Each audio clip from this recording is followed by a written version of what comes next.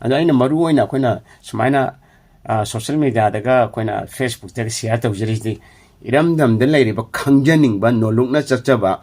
ꯃꯃꯥ ꯃꯄꯥ ꯑꯣꯏꯕ ꯀꯌꯥ ꯑꯗꯒꯤ ꯅꯍꯥꯔꯣꯜ ꯀꯌꯥ ꯃꯍꯩ ꯃꯁꯤꯡ ꯇꯝꯂꯤꯕ ꯅꯍꯥꯔꯣꯜ ꯀꯌꯥ ꯑꯉꯥꯡꯁꯤꯡꯅ ꯃꯣꯏꯅ ꯇꯥꯖꯔꯒ ꯑꯩꯅ ꯄꯤꯖꯔꯤꯕ ꯊꯝꯖꯔꯤꯕ ꯄꯥꯎꯇꯥꯛ ꯈꯔꯁꯤꯗꯩꯁꯤꯗ ꯈꯪꯖꯕ ꯅꯣꯂꯦꯖ ꯈꯔ ꯁꯤꯌꯔ ꯇꯧꯕꯁꯦ ꯁꯤꯗꯩꯁꯤꯗ ꯃꯣꯏꯗ ꯈꯔ ꯀꯥꯟꯅꯕ ꯐꯪꯒꯗ꯭ꯔꯥ ꯍꯥꯏꯅ ꯃꯗꯨꯗ ꯑꯩꯅ ꯃꯗꯨꯒꯤ ꯅꯨꯡꯒꯤ ꯑꯣꯏꯕ ꯋꯥꯈꯜꯂꯣꯟꯗꯨꯗ ꯑꯩꯅ ꯁꯤꯌꯔ ꯇꯧꯖꯕꯅꯦꯕ ꯃꯌꯥꯝꯕꯨ ꯈꯨꯔꯨꯝꯖꯔꯤ ꯉꯁꯤꯒꯤ ꯚꯤꯗꯤꯑꯣ ꯃꯇꯦꯛꯁꯤꯃꯗꯤ ꯑꯩꯈꯣꯏꯒꯤ ꯑꯩꯒꯤ ꯄꯣꯁꯇ ꯑꯩꯍꯥꯛꯅ ꯃꯔꯛ ꯃꯔꯛꯇ ꯍꯦꯛ खर तोयना है तारे को इचा सिंगा साजिल तौमिनबा अदगी इचा सिंगना मोइना पांगथोरकपा मोइना माहे तंबगी अदगी साना खोनाबगी साजिल तौगी मे चिंगना चिंगबसी अदगी मोइना मपाना थोपी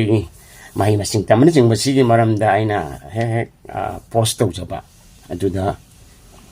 अखोइगी इदै चा कक्तना ते अतोप मताइवान दे लैबा अखोइगी ओजा सिंग महैरोइ सिंग लोनेना इवन अखोइ मालेन मफम दे लैबा अखोइगी आइगी मरु मपांचिना अदुम यामना थागत पिरे अखोइ इचा सिंग नचा सिंग फजना सेमि खोली हाइदिना अदगी होय अतोप खरा अमस दुम यावी मरु ओइना अखोइगी इरमदम कंगलै पाक्तगी नचा फरबनिना पोंगथोएना सकता खलेने यामना उच्चरेने काय तौदना हारपछु दुम यावे हाइबदी आइना पिजनिंगलिबा मेसेज मेसेज दो नुंगो इबा वहन थोक तो मदु करिमता खंथा बिदबिदा दुमाइना आइंगोंदा हाइबिर पछु दुम यावी को अदो आइ कैसु सावबो लेतेदा अदो आइना मरुओना खोइगी इचा सिंगे मरमदा आइना शेयर तौजबसे आइगी पॉपुलैरिटी तानबसु नत्तेबा अदो आइ मयामना दुम सक खंबी लै आइ मालेमदा एशिया गी वर्ल्ड चैंपियन अमा ओइना मल्टीपल वर्ल्ड चैंपियन तारानी थोय वर्ल्ड चैंपियन इन तारानी थोय लौजरे अदो अदगी एशिया ताइवान गी INBA international natural body building association गी ताइवान गी प्रेसिडेंट ओइना अदि एशिया गी प्रेसिडेंट ओइना सांगलबा मतमजी पारकपा अदगी यूनिवर्सिटी दा महैरोइ लिसिंग लिसिंग तंबीदुना लाकपा अदगी इरमदमगी दमक्ताइना तौजबंगम खरदंग तौजबदुदा आइबु सक खंबीबदी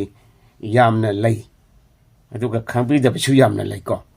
अदु आइना मदुगी आइना आइसी यामना ममिंग चप खोपि अदुगी दai का खंदेबा अदु आइना मरु ओइना अखोइना सुमाइना सोशल मीडिया दगा अखोइना फेसबुक दगा शेयर तौजरिसि इरमदमदा लैरिबा खंजनिंगबा नोलुकना चचबा ममा मपा ओइबा कया अदगी नहरोल कया महि मसिंग तमलिबा नहरोल कया अंगांगसिंगना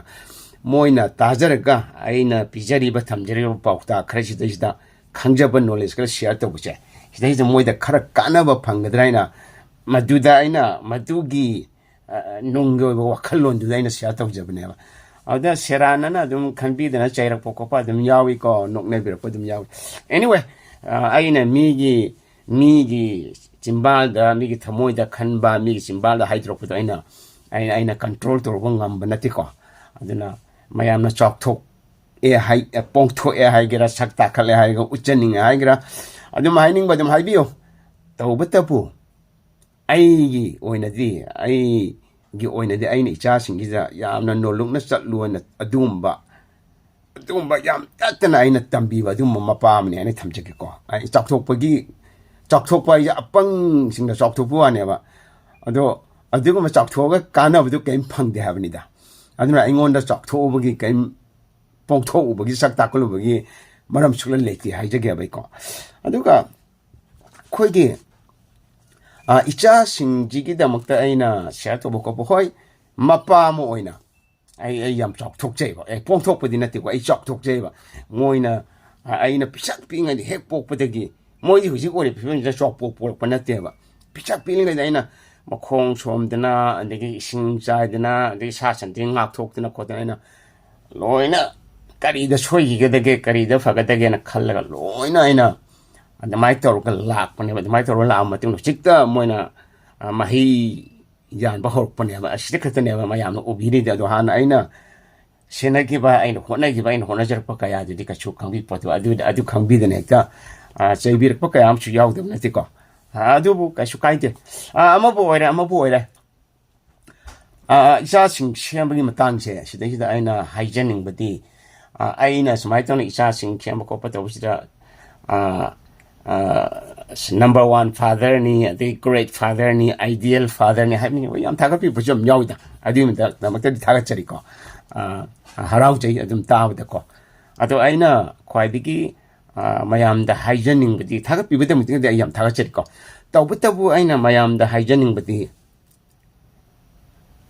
aigi sa khangde mi gi masa khangde america da popune khangde manipur da popune taiwan da popune khangde ko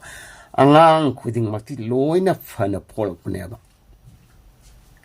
even ashoya ngam yarban ko moidi loina fana yamna sengna polpune ba ada moina matau karamna tungda afabo oirakpra natraga phattabo oirakpra crime torakpra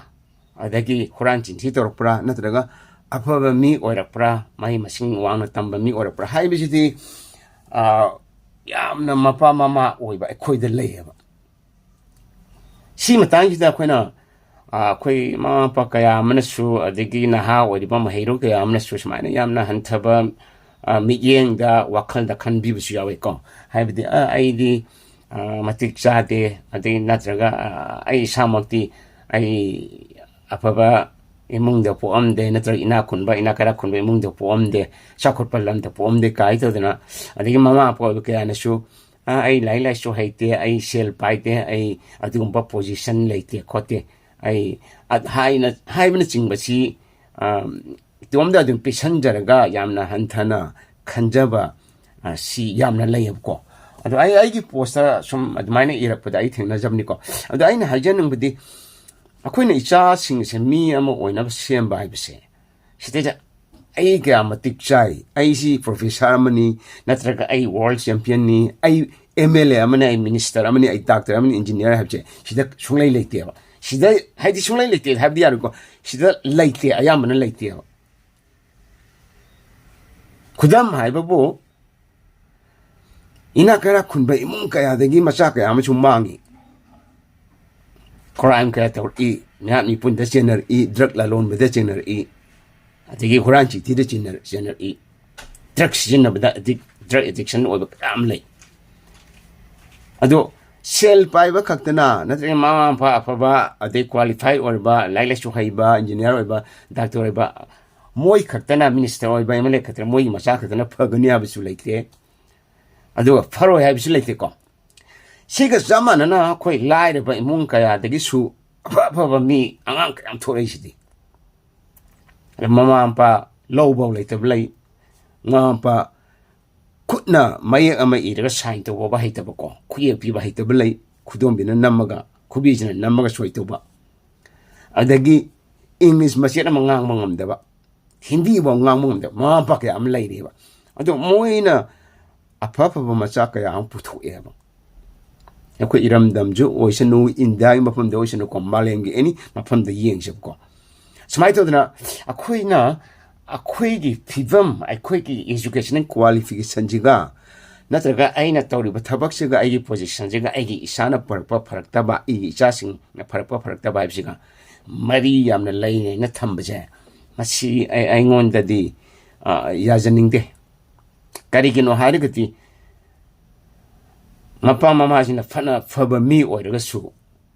macha sing phattaba yam layeba to sida si matang sida lapada aduli kari no soire ije hairagati si matang sida na aina yamna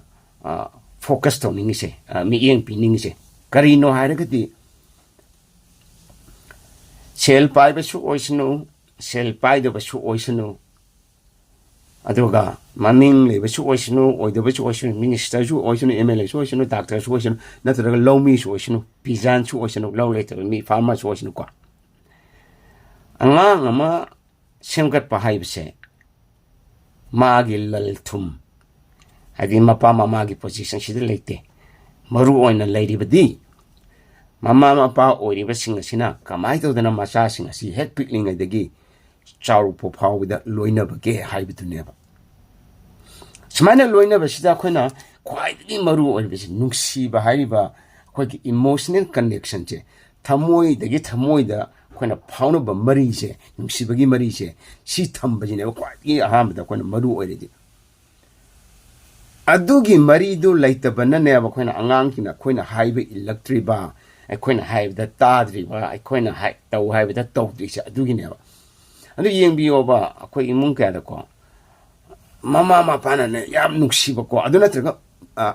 ꯅꯠꯇ꯭ꯔꯒ ꯃꯃా ꯃꯄꯥꯅ ꯌꯥꯝꯅ ꯅꯨꯡꯁꯤꯕꯤ ꯍꯥꯏꯅ ꯐꯥꯎꯕ ꯑꯉꯥꯡꯁꯤꯡꯗꯣ ꯃꯣꯏꯅꯅꯦ ꯃꯃꯥ ꯃꯄꯥꯒꯤ ꯋꯥꯡꯃꯗ ꯊꯕꯛ ꯇꯧꯅꯤꯡꯗꯦꯕ ꯑꯗꯨ ꯈꯨꯗꯝ ꯑꯣꯏꯅ ꯑꯩ ꯏꯁꯥꯃꯛꯁꯨ ꯑꯩꯈꯣꯏ ꯏꯃꯥ ꯏꯄꯥꯁꯤꯡꯁꯦ ꯃꯍꯩ ꯃꯆꯦꯠ ꯑꯃ ꯇꯝꯃꯛꯇꯦꯀꯣ ꯈꯨꯕꯤꯅ ꯁꯣꯏ ꯇꯧꯔꯒ ꯄꯣꯠ ꯊꯥꯗꯕ ꯑꯗꯒꯤ ꯑꯗꯨꯝꯕ ꯀꯩꯅꯣꯅꯦꯕ ꯈꯨꯌꯦꯛ ꯄꯤꯕꯅꯦꯕ ꯈꯨꯕꯤꯅ ꯁꯣꯏ ꯇꯧꯔꯒ ꯑꯗꯣ ꯂꯧꯁꯨ ꯂꯩꯔꯛꯇꯦꯕꯀꯣ ꯂꯧꯁꯨ ꯂꯩꯔꯛꯇꯦ ꯑꯗꯨ ꯃꯤꯒꯤ ꯂꯧ ꯑꯣꯏꯔꯒ ꯂꯧꯁꯥꯟ ꯎꯕ ꯍꯥꯏꯗꯣ ꯑꯗꯨꯃꯥꯏꯅ ꯇꯧꯔꯒ ꯂꯧꯎꯔꯒ ꯑꯉꯥꯡ 10 ꯑꯩꯈꯣꯏꯁꯦ 10ꯁꯤ ꯌꯣꯛꯂꯛꯄꯅꯦꯕ 10 ꯑꯩꯈꯣꯏ ꯑꯅꯤ ꯈꯛꯇꯅꯤꯀꯣ ꯃꯍꯩ ꯃꯁꯤꯡ ꯈꯔ ꯇꯝꯕ ꯉꯝꯍꯧꯔꯤꯁꯦ ꯑꯗꯣ 9 ꯑꯃꯗꯤ ꯃꯍꯩ ꯃꯁꯤꯡ ꯇꯝꯕꯣꯏ ꯇꯝꯗꯕꯣꯏ ꯂꯣꯏ ꯇꯣꯛꯈꯤꯕ ꯑꯗꯨ ꯌꯥꯝꯅ ꯂꯥꯏꯔꯕ ꯑꯗꯨꯒꯨꯝꯕ ꯏꯃꯨꯡ ꯑꯃꯗꯒꯤ ꯏꯃꯥ ꯏꯄꯥꯅ ꯂꯥꯏꯔꯤꯛ ꯂꯥꯏꯁꯨ ꯀꯌꯥꯝ ꯍꯩꯕꯁꯨ ꯅꯠꯇꯦ ꯏꯌꯥꯝꯕꯁꯤꯡꯁꯨ ꯂꯥꯏꯔꯤꯛ ꯍꯩꯕ ꯅꯠꯇꯦꯕꯀꯣ ꯑꯗꯨꯗꯒꯤ ꯑꯩꯈꯣꯏ ꯂꯤꯈꯠꯂꯛꯏꯁꯤꯗꯤ ꯀꯔꯤꯒꯤꯅꯣ ꯍꯥꯏꯔꯒꯗꯤ ꯑꯩꯒꯤ ꯊꯃꯣꯏꯗ ꯏꯃꯥ ꯏꯄꯥꯒꯤ ꯅꯨꯡꯁꯤꯕꯗꯣ ꯐꯥꯎꯔꯛꯈꯤꯕꯗꯣ ꯃꯇꯝꯗꯨꯗ ꯑꯩ ꯅꯤꯡꯁꯤꯡꯉꯦꯕ ꯑꯗꯨꯅ ꯏꯃꯥꯅ ꯁꯥꯎꯒꯗꯕ ꯄꯥꯖꯤꯅ ꯁꯥꯎꯒꯗꯕ ꯊꯕꯛꯇꯨꯗꯤ ꯑꯩ ꯇꯧꯔꯛꯇꯦꯕ